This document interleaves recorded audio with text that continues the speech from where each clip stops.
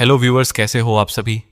मैं हूं आपका मिस्टर एक्सप्लेनर वी और एक बिल्कुल नई और इस बार बेहद खौफनाक हॉरर वीडियो के साथ आपका स्वागत करता हूं। और दोस्तों, आज जो स्टोरी मैं आपको सुनाने वाला हूं वो सुन के आपकी नींद उड़ जाएगी, सच में।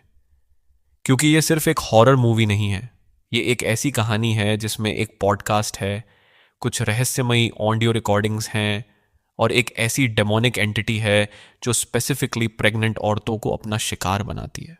अब यह सोचना बंद कर दो कि यह सिर्फ एक मूवी है, क्योंकि जितनी डिटेल इस मूवी में है उतना रियल लगता है। और एक और बात, यह मूवी सिर्फ $5 लाख में बनाई गई थी। 5 लाख। लो बजट होने के बावजूद इस मूवी को देख के बिल्कुल नहीं लगता कि कोई कॉम्प्रोमाइज हुआ है। हर सीन, हर मोमेंट इतना केयरफुली क्राफ्ट किया गया है कि स्क्रीन से नजरें हटा नहीं पाओगे। इस मूवी का नाम है अंडरटोन और इसके अंदर है अभेजू डीमन, एक ऐसी खतरनाक शक्ति जो प्रेग्नेंट औरतों और उनके मासूम बच्चों को अपना टारगेट बनाती है। तो दोस्तों, बिना किसी और देर के सीधा चलते हैं इस रूह कांपा देने वाली कहानी की तरफ। मूवी की शुरुआत होती है एक बहुत ही भावनात्मक सीन से। हमें मिलती है ईवी, एक यंग लड़की जिस पर कैथोलिक परवरिश की बहुत गहरी छाप है। उसकी माँ बेहद बीमार है, वो कोमा में है, हिल नहीं सकती, बोल नहीं सकती, अपनी आंखें तक नहीं खोल सकती। और ईवी पूरा दिन अपनी माँ की सेवा करती है, उन्हें खाना पिलाती है, उन्हें साफ करती है, उनके साथ बैठ के बात करती है चाहे जवाब ना आए। घर से निकलते वक्त ईवी एक काम और करती है, अपनी माँ के पास बैठ के उन्हें पोम सुनाती है, बाबा ब्लैक शीप। वही पोएम जो कभी उसकी माँ ने उसे सोते वक्त सुनाई थी। यह एक बहुत ही टचिंग मोमेंट था। यहां समझना जरूरी है कि ईवी अपनी माँ से कितनी डीपली कनेक्टेड थी, कितना प्यार था उसके दिल में। और यह प्यार आगे चल के उसकी सबसे बड़ी कमजोरी बन जाता है। अब ईवी की एक अलग दुनिया भी है। उसका एक पॉडकास्ट चैनल है जिसका नाम है अंडरटोन। वो हर रात ठीक 2:40 पर अपना माइक्रोफोन ऑन करती है। इसका थीम है सुपरनैचुरल और हॉरर। अलग अलग मिस्ट्रीज को एक्सप्लोर करती है, उन्हें सॉल्व करने की कोशिश करती है। लेकिन, और यह बहुत जरूरी है, ईवी खुद गोस्ट्स और स्पिरिट्स पर बिल्कुल यकीन नहीं करती थी। उसके लिए सब कुछ साइंस और लॉजिक थी। जो एक्सप्लेन ना हो सके वो या तो इमेजिनेशन है या फिर कोइंसिडेंस। यही सोच ही आगे चल के उसकी सबसे बड़ी दुश्मन बनती है। ईवी अकेले पॉडकास्ट नहीं करती, उसका एक पक्का दोस्त है, जस्टिन। जस्टिन का काम यह है कि वो नई नई मिस्टीरियस कहानियां ढूंढ के ईवी के पास लाता है ताकि दोनों उन पर बात कर सकें। लेकिन इनमें एक बहुत बड़ा फर्क है। जस्टिन को भूत प्रेत और सुपरनैचुरल चीजों पर पूरी तरह से यकीन है। वो मानता है कि इस दुनिया में बहुत कुछ ऐसा है जो आंखों से नहीं देखा जा सकता, जबकि ईवी हर चीज को लॉजिक की कसौटी पर परखती है। इनकी बातों से हमें एक और राज पता चलता है। ईवी को शराब पीने की बुरी लत लग गई है। थोड़े दिन पहले एक वेडिंग में उसने जरूरत से ज्यादा ड्रिंक किया था। जस्टिन उसे डांट रहा था, समझा रहा था, क्योंकि वो जेन्युइनली फिक्र करता था ईवी की। और इसी बीच ईवी के बॉयफ्रेंड डारन का भी जिक्र आता है। एक ऐसा इंसान जो ईवी का हाल तक पूछने नहीं आता, जो सिर्फ अपनी जरूरत के वक्त याद करता है। एक बिल्कुल बेकार और जिम्मेदारी से भागता हुआ इंसान। अब दोनों पॉडकास्ट शुरू करते हैं। जस्टिन अपने लिसनर्स को रिमाइंड करता है कि पिछले एपिसोड में उन्होंने एक श्रापित व्लॉग वीडियो के बारे में बात की थी।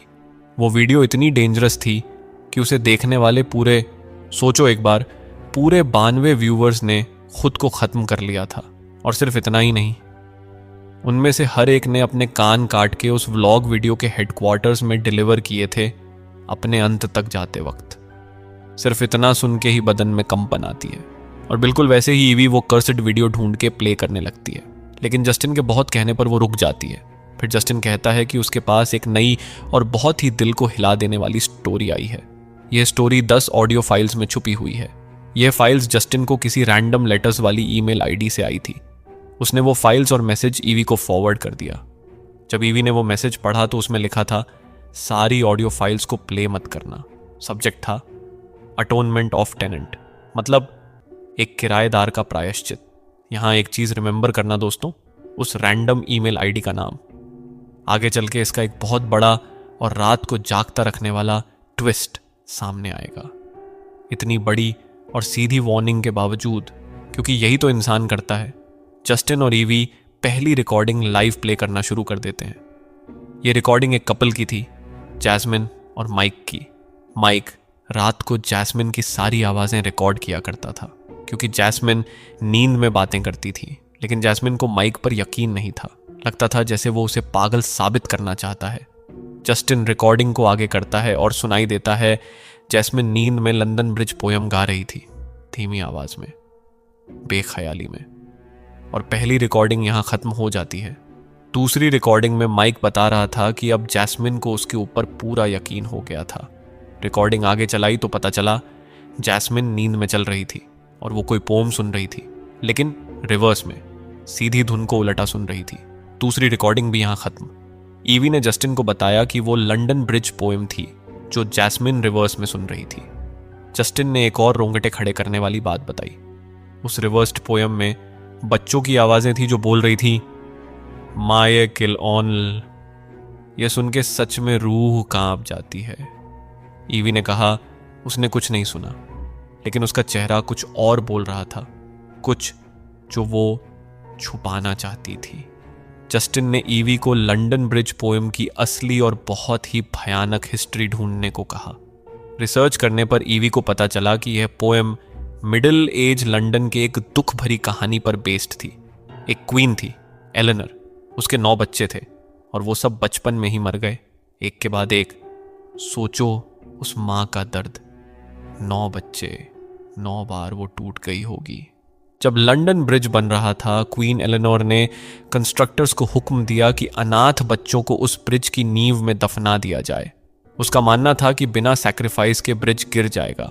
शायद किसी ईविल एंटिटी ने उसे यह करने के लिए उकसाया था और उस हुक्म पर एक के बाद एक मासूम यतीम बच्चों को ब्रिज की नींव में जिंदा दफनाया गया। यही है लंदन ब्रिज पोएम की असली कहानी।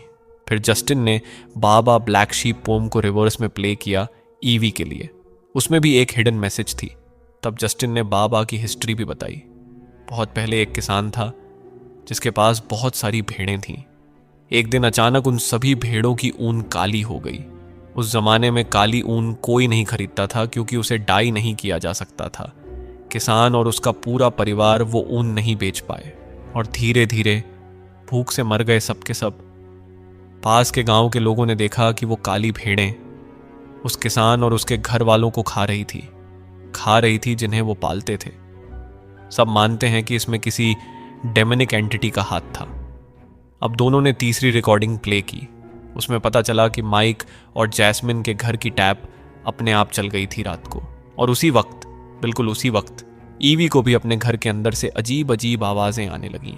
उसने सोचा शायद ये रिकॉर्डिंग्स की ही आवाज़ें हैं, लेकिन हम व्यूअर्स साफ सुन सकते हैं कि वो आवाज़ें अलग थीं, बहुत अलग, घर के अंदर से आ रही थी, किसी चीज़ की या किसी की। ईवी की तबीयत ठीक नहीं लग रही थी तो उसने जस्टिन को कहा कि बाकी रिकॉर्डिंग्स किसी और दिन प्ले करेंगे। जस्टिन मान गया और दोनों ने पॉडकास्ट बंद कर दिया। तब ईवी ने देखा कि माँ के रूम की लाइट अपने आप जल गई थी। वो जाके चेक करती है, हैरान हो जाती है, माँ तो उठ भी नहीं सकती थी, तो ये लाइट किसने जलाई। उसने सोचा शायद इलेक्ट्रिकल वायरिंग की प्रॉब्लम होगी। लाइट बंद करके चली गई। फिर ईवी अपनी माँ की आखिरी कॉल रिकॉर्डिंग सुनने बैठ गई और सुनते सुनते उसे उल्टी होने लगी। डॉक्टर से बात करके उसने प्रेगनेंसी टेस्ट के लिए अपॉइंटमेंट लिया। हॉस्पिटल की नर्स आई और ईवी की माँ को चेक करके बताया, ईवी, तेरी माँ काफ़ी कमज़ोर हैं, वो कभी भी दुनिया छोड़ सकती हैं। बस इतना कर सकती हो तुम कि उनके आखिरी वक्त में उनके साथ रहो और प्रेयर्स करो। यह सुन के ईवी का दिल टूट गया होगा, लेकिन वो स्ट्रांग बनी रही। नर्स के जाते ही दारन का कॉल आया। बॉयफ्रेंड पार्टी में बुला रहा था, बहुत इंसिस्ट कर रहा था, और ईवी ऑलरेडी एग्जॉस्टेड, इमोशनली टूट चुकी, एक दूसरे के बाद थकान झेलते हुए मान गई। जाने से पहले माँ को क्लीन करती है, उनका ख्याल करती है, फिर घर से निकल जाती है रात भर के लिए, माँ को अकेला छोड़ के। अगली सुबह जब ईवी घर आई तो देखा कि माँ बिस्तर से नीचे गिर गई थी। जल्दी से उठाया, बिस्तर पर लिटाया और तब नजर गई टेबल पर वर्जिन मैरी की एक फिगरीन रखी थी जो पहले वहां थी ही नहीं। ईवी ने सोचा शायद खुद रख के भूल गई होगी। उसने वो फिगरीन ड्रॉर में रख दी। उस ड्रॉर में एक बहुत ही अजीब ड्राइंग भी पड़ी थी, लेकिन अभी ईवी का ध्यान वहां नहीं गया। एक और बात, ईवी अपने बच्चे का नाम मैरी रखना चाहती थी, लेकिन अभी वो श्योर नहीं थी कि बच्चे को रखेगी या नहीं। फिर ईवी नीचे जाके बा ब्लैक शीप पोम को रिवर्स में सुनती है और इस बार उसे भी कुछ मिलता है, एक हिडन मैसेज। वो मैसेज था, look and lick all the blood, मतलब जहां भी खून है उसे देखो और चाट लो। यह सुन के ईवी भी कांप गई थोड़ी सी अंदर से। फिर डॉक्टर का कॉल आया, ईवी तुम 2 मंथ्स प्रेग्नेंट हो। यह सुन के ईवी हाथ में ही रह गई, क्योंकि वो जानती थी उसका बॉयफ्रेंड कैसा था। एक ऐसा इंसान जो कल को बोल के आज भी नहीं आता। वो प्रेग्नेंट थी और बिल्कुल अकेली थी। अगली सुबह जब ईवी बर्तन धो रही थी तो ऊपर से आवाज आई। माँ के बाथरूम की टैप अपने आप चल रही थी। वहां माँ और ईवी के सिवा कोई नहीं रहता था। वो सोचने लगी शायद टैप लूज हो गया होगा। टैप बंद करके माँ के पास गई तो वही वर्जिन मैरी की फिगरीन फिर से उस टेबल पर रखी थी। इस बार ईवी ने उसे क्लोजेट में रख दिया, अंदर से लॉक कर दिया। दोस्तों, यहां साफ दिख रहा था कि कोई बहुत खतरनाक शक्ति वर्जिन मैरी को मॉक कर रही थी, भगवान का मजाक उड़ा रही थी। और यह सब तब से शुरू हुआ था जब से ईवी ने वो रिकॉर्डिंग्स सुनी थी। अब तक तो वो आखिरी रिकॉर्डिंग्स तक पहुंचे भी नहीं थे। रात को ईवी का मन ड्रिंक करने का हुआ। पीती रही और साथ में हिडन मैसेजेस की रिसर्च भी करती रही। जस्टिन का कॉल आया। दोनों ने पॉडकास्ट फिर शुरू किया। चौथी रिकॉर्डिंग प्ले की। उसमें माइक और जैस्मिन अपने बच्चे के रूम को डेकोरेट करने की बात कर रहे थे। मतलब जैस्मिन प्रेग्नेंट थी। रिकॉर्डिंग आगे की तो पता चला। रात को दोनों को घर में एकदम जोरदार बैंगिंग की आवाजें आ रही थी, जैसे कोई दीवार में घूंसे मार रहा हो, एक के बाद एक, एक के बाद एक। चौथी रिकॉर्डिंग यहां खत्म। ईवी ने कहा शायद प्लम्बिंग की प्रॉब्लम होगी। जस्टिन ने कहा रिकॉर्डिंग के बिल्कुल आखिर में एक बहुत धीमी आवाज है। इस बार ईवी को भी सुनाई दी, मगर समझ नहीं आई कि क्या कह रही थी। फिर 5वीं रिकॉर्डिंग प्ले हुई। उसमें फिर वही आवाज और अचानक जैस्मिन की नींद खुल गई और वो कुछ वर्ड्स बार बार दोहराने लगी, एक ही सेंटेंस बार बार। जस्टिन को काम पर जाना था तो उसने अगली रिकॉर्डिंग कल के लिए रखी और कॉल काट दिया। पॉडकास्ट खत्म होते ही ईवी ने देखा माँ के रूम की लाइट फ्लिकर कर रही थी। ऊपर गई और उसके पीछे एक परछाई दिखी जो अगली ही पल गायब हो गई, जैसे थी ही नहीं। अगली सुबह ईवी ने देखा माँ के रूम में लगी वर्जिन मैरी की तस्वीर टेढ़ी हो गई थी। सीधा किया, आगे बढ़ गई, जैसे कुछ हुआ ही नहीं। रात को ईवी ने वो चौथी रिकॉर्डिंग के आखिर की धीमी आवाज को एनहांस करना शुरू किया। जब उसने वो आवाज रिवर्स में प्ले की, जो रिजल्ट मिला वो था कम इन अभेजू। और तब अचानक लाइट फ्लिकर और ईवी ने अपनी मां को सीढ़ियों के पास खड़ा देखा। लेकिन ये एक नाइटमेयर था। वो जाग उठी। पॉडकास्ट में जस्टिन ने भी कंफर्म किया। चौथी रिकॉर्डिंग में जो वॉइस थी वो कह रही थी कम इन अभेजू। लेकिन ईवी को यह पहले से पता था, फिर भी उसने नहीं जानने का नाटक किया। क्यों? शायद इसलिए कि अगर वो मानती तो फिर साइंस वाली ईवी कहां जाती, उसका पूरा वर्ल्ड व्यू टूट जाता। जस्टिन ने ईवी को अभेजू के बारे में पूरी जानकारी दी। अभेजू नियर ईस्टर्न और यूरोपियन फोल्कलोर की एक फीमेल डीमन, जो औरतों के मिसकैरेजेस और स्टिलबर्थ्स के लिए जिम्मेदार मानी जाती है। लेकिन दोस्तों, ये डीमन पैदा नहीं हुई थी, ये एक इंसान थी, एक औरत, एक बहुत दुखी औरत। वो इनफर्टाइल थी, कभी मां नहीं बन सकती थी। ये दर्द सुनने में छोटा लगता है, लेकिन सोच के देखो, एक औरत जिसे बच्चों से मोहब्बत होगी, जिन्हें वो प्यार करना चाहती होगी, वो कभी किसी को अपना कहने का मौका नहीं मिली। ये दर्द धीरे धीरे नफरत में बदल गया और उस नफरत ने उसे तोड़ दिया इतना कि उसने प्रेग्नेंट औरतों को ही खत्म करना शुरू कर दिया, जिन्हें वो ज्यादा से ज्यादा जलाना चाहती थी। आखिरकार किंग सोलोमन ने अबेजू को जल्ला के मार डाला। सोचा अब सब ठीक हो जाएगा, लेकिन अबेजू की नफरत और जलन इतनी गहरी जड़ें पकड़े थी कि मरने के बाद भी खत्म नहीं हुई, नरक में जाके भी। बल्कि उसी नफरत ने उसे एक खतरनाक पावरफुल डीमन में बदल दिया, पजूजू से भी ज्यादा ईवल। और जिन्होंने द एग्जॉर्सिस्ट 1973 देखी है उन्हें पता है कि पजूजू क्या चीज था। जस्टिन ने एक रीसेंट न्यूज भी शेयर की। एक औरत अबेजू को वर्शिप कर रही थी। उसने अपने चीटिंग हस्बैंड को खत्म किया और फिर अपने बच्चे को भी। ईवी के अंदर डर तो बैठ गया था अंदर ही अंदर, लेकिन ऊपर से वो रैशनल बनी रही। और फिर छठी रिकॉर्डिंग प्ले हुई। उसमें पता चला कि जैस्मिन को रात का कुछ भी याद नहीं था। क्या बोल रही थी, कहाँ जा रही थी, सब ब्लैंक। जस्टिन का क्लियरली कहना था जैस्मिन अबेजू से पोजेस्ड हो चुकी थी। ईवी ने फिर साइंटिफिक एंगल से जोड़ने की कोशिश की, लेकिन अब वो खुद भी ज्यादा कन्विंस नहीं लग रही थी।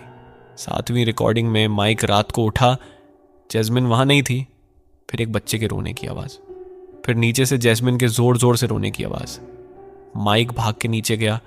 जैस्मिन ने रोते हुए बताया उसने सिंक में एक बच्चे को देखा था, एक मासूम सा बच्चे का चेहरा सिंक के अंदर। रिकॉर्डिंग यहां खत्म।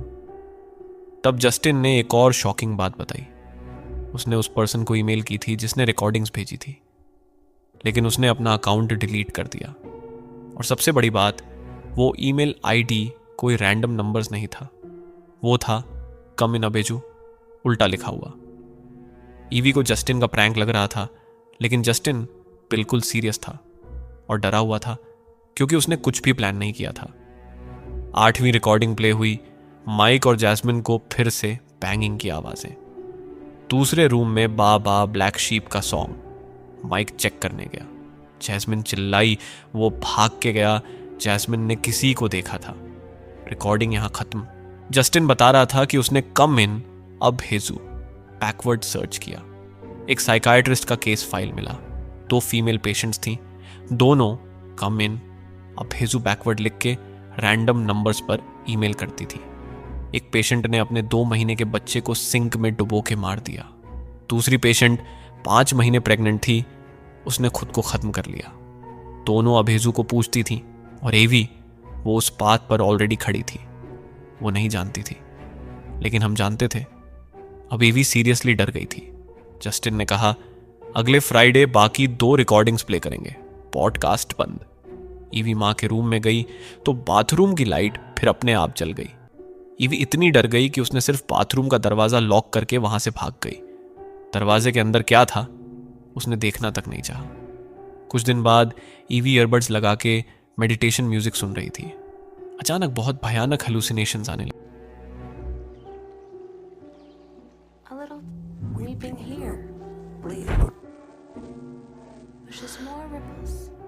ईयरबड्स निकाले, माँ के रूम से प्रेयर्स की आवाज आ रही थी। घबरा गई। माँ के पास गई, वो बिस्तर पर ही थी, हिल नहीं सकती थी। तो ये आवाज कहाँ से आई? कौन कर रहा था प्रेयर उनके रूम में? एवी ने डॉक्टर को कॉल किया, अबर्टन के लिए अपॉइंटमेंट फैसला कर लिया था। और तब सब कुछ खामोश हो गया। ऊपर से कोई आवाज नहीं, कोई हलचल नहीं, क्योंकि ईवी की माँ ने वहां अकेले बिना ईवी के अपनी आखिरी सांस ली, चली गई। और नीचे ईवी को पता भी नहीं था। 9वीं रिकॉर्डिंग जस्टिन ने प्ले की। जैस्मिन बता रही थी कि उसने एक परछाई देखी, प्रे करने लगी। वो परछाई भी उसके साथ प्रे करने लगी। बिल्कुल सेम मूवमेंट्स, बिल्कुल सेम टाइमिंग। ये चीज जितनी सिंपल लगती है उतनी ही ज्यादा भयानक है। रिकॉर्डिंग खत्म होते ही एक कॉलर का कॉल आया। बताया माइक और जैस्मिन अब जिंदा नहीं है, दोनों ने खुद को खत्म कर लिया। उनके घर में हर जगह अजीब ड्राइंग्स थी। कॉल अचानक कट हो गया, जैसे किसी ने काटा नहीं, जैसे खुद ही किसी ने काट दिया हो। फिर एक और लेडी का कॉल मेरी के बारे में पूछने लगी। वहां कोई मेरी नहीं थी, लेकिन ईवी अपने अनबॉर्न बच्चे का नाम मेरी रखना चाहती थी। लेडी ने बताया उनके घर में एक औरत रहती थी जो बच्चों की पोम्स रिवर्स में प्ले करके सुनती थी। एक रात उसके पिताजी ने बैंगिंग की आवाज सुनी, देखा तो वो औरत एक गार्बेज बैग को दीवार से पटक रही थी। जब बैग खुला, अंदर उसका अपना बच्चा था, जिंदा नहीं। उस औरत को जेल हो गई। और लाइन कट। 10वीं और आखिरी रिकॉर्डिंग। जस्टिन ने बहुत मना किया, बहुत। कहा मत करो एवी, ये सच में खतरनाक है। लेकिन ईवी नहीं मानी। उन्होंने प्ले कर दी और उस रिकॉर्डिंग में जैस्मिन माइक से कह रही थी वो सुन रही है, उसे रोकना होगा। शायद जैस्मिन फ्यूचर में ईवी के लिए बोल रही थी, किसी भी उस इंसान के लिए जो यह रिकॉर्डिंग सुने। एक तरह का वार्निंग था, लूप से बाहर का। लेकिन बहुत देर हो चुकी थी। रिकॉर्डिंग से पता चला जैस्मिन ने माइक को खत्म कर दिया और फिर खुद को भी। ईवी को अब पूरी तरह समझ आ गया, यह रिकॉर्डिंग्स उन्हें कभी सुननी ही नहीं चाहिए थी, एक भी नहीं। और फिर दोस्तों, सब एक साथ टूट पड़ा, जैसे किसी ने एक बटन दबाया और दुनिया उलटी हो गई। घर में अजीब आवाजें आने लगी। क्लॉक उल्टा चल रहा था, टाइम रिवर्स हो रहा था, टीवी अपने आप ऑन हो गया और पूरे घर में वो ड्राइंग्स जो ईवी ने ड्रॉर में देखी थी, हर दीवार पर, हर जगह फैल गई, जैसे किसी ने रात भर पेंट किया हो। और यहां सबसे चिल्लिंग डिस्कवरी, वो ड्राइंग्स ईवी ने बनाई थी, खुद अपने हाथों से, बिना जाने। इस पूरे वक्त वो अभेजू की ही ड्राइंग्स बनाती रही, ऑटोमेटिकली, जैसे कोई और उसके हाथ कंट्रोल कर रहा था। एक अननोन नंबर से कॉल आया। उसने दोनों का नाम लिया, ईवी का, जस्टिन का।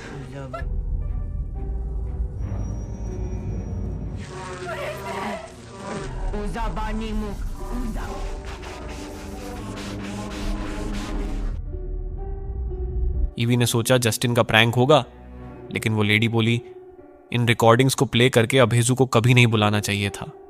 और फिर वो लेडी एवी को एवी कहने लगी और एवी के अनबॉर्न बच्चे को खत्म करने की धमकी देने लगी। तब एवी को एहसास हुआ वो लेडी अभेजू खुद थी, ह्यूमन वॉइस अडॉप्ट की थी, वो टेंट कर रही थी, वो एंजॉय कर रही थी हर पल। हर तार जो एवी के दिल में लग रहा था वो महसूस कर रही थी और खुश हो रही थी। पूरे घर की लाइट्स फ्लिकर होने लगी, टीवी ऑन, ड्राइंग्स हर जगह, और एवी के पीछे एक झलक अभेजू की। एवी भाग के माँ के रूम में गई। बिस्तर खाली था, बाथरूम का दरवाजा बंद था। अंदर से आवाज, उसने दरवाजा खोला। माँ वहां खड़ी थी, अपनी आंखों से नहीं देख सकता था कोई भी वो नजारा। पॉजेस्ड, अभेजू के पूरे कंट्रोल में। और फिर वो एवी की तरफ आने लगी। मूवी का लास्ट ऑडियो जो हम सुनते हैं उससे साफ पता चलता है कि अभेजू ने ईवी को खत्म कर दिया और उसके अनबॉर्न बच्चे को भी। और ईवी का एक आखिरी दर्द था जो किसी को नहीं बता सकती थी। जब उसकी माँ दुनिया छोड़ रही थी, उस वक्त वो नीचे थी, वो नहीं जानती थी, उसने उनके लिए प्रेयर नहीं की। वो गिल्ट, वो रह गया हमेशा के लिए। अंडरटोन मूवी यहां खत्म होती है। तो दोस्तों, अब कुछ जरूरी बात। अभेजू एक बेहद पावरफुल डीमन है, पजुजू जितनी ही ताकतवर। लेकिन पजुजू का कोई पर्सनल ग्रज नहीं था, अभेजू का था, बहुत गहरा, बहुत पुराना। वो 10 रिकॉर्डिंग्स अभेजू की जिप फाइल्स थीं। जैसे ही कोई उन्हें प्ले करता, अभेजू उस घर में एंटर करती थी। इसीलिए वर्जिन मेरी की फिगरीन अपने आप टेबल पर अपीयर हो रही थी, पिक्चर टेढ़ी हो रही थी। अभेजू एवी की मां को स्लोली पजेस कर रही थी और साथ में एवी को टॉन्ट भी कर रही थी, भगवान का मजाक उड़ा रही थी। ये सिर्फ हॉन्ट नहीं था, ये क्रूल्टी था। और ये राज हमेशा रह जाएगा कि जस्टिन को वो रिकॉर्डिंग्स किसने भेजी। लेकिन एक थ्योरी ये है कि अभेजू खुद उस अननोन पर्सन को बताती थी कि कौन सी प्रेग्नेंट लेडी को रिकॉर्डिंग्स भेजना है। पहले वो प्रेग्नेंट औरत ढूंढती, फिर उस अनजान इंसान की मदद से रिकॉर्डिंग्स भेजी जाती थी। बेसिकली वो खुद को डिलीवर करवाती थी, एक एड्रेस की तरह, एक इनविटेशन की तरह। और अब एवी का अंडरटोन पॉडकास्ट अभी भी एग्जिस्ट करता है। उसे जो भी प्रेग्नेंट लिसनर सुनेगी वो अभेजू के रेडार पर आ जाएगी। अभेजू वेसल्स बदलती रहती है, रिकॉर्डिंग से, पॉडकास्ट से, आइडल्स से। वो कहीं भी हो सकती है, किसी भी रूप में।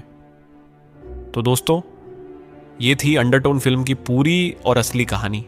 एक ऐसी हॉरर मूवी जो सिर्फ $5 लाख में बनी, लेकिन $18 मिलियन से भी ज्यादा कमा के सबको हैरान कर दिया।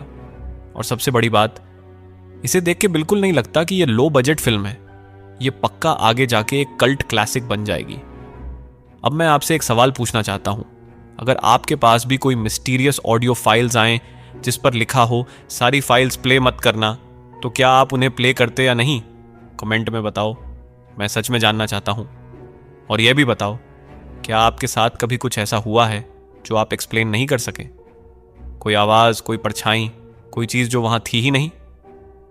लिखो नीचे, मैं पढ़ता हूं। वीडियो अच्छी लगी हो तो लाइक जरूर कर देना। एक लाइक बहुत ज्यादा मोटिवेशन देता है सच में। चैनल पर नए हो तो सब्सक्राइब कर लो और बेल आइकन दबाओ ताकि कोई भी हॉरर वीडियो मिस ना हो।